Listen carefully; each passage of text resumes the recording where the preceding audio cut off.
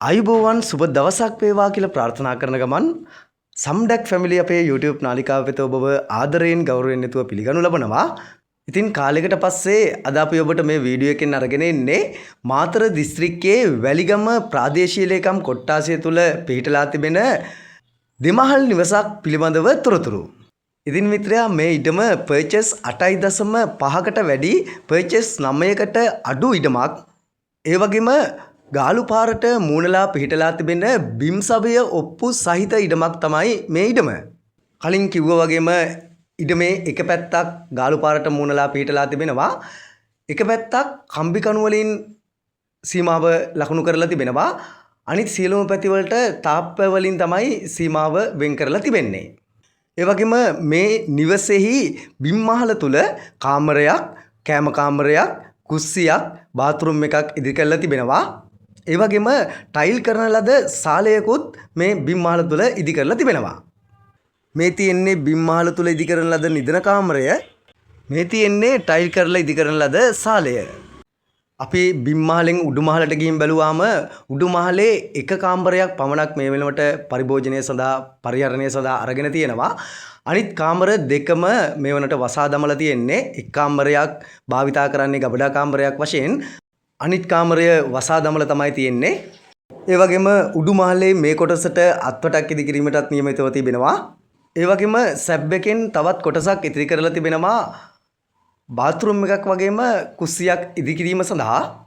දැන් අපි යන්නේ බලන්න සිවිලිම ඉදි කරලා දැනට භාවිතා කරන උඩු මහලේ තිබෙන කාමරය බලන්න. මේ තියෙන්නේ කාමරය.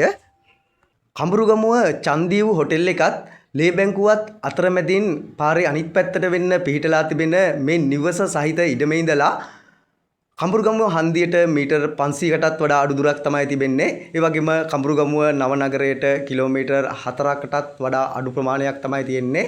මාතරට කිලෝමීටර් 5ක් 6ක් වගේ දුර ප්‍රමාණයක් තමයි තියෙන්නේ.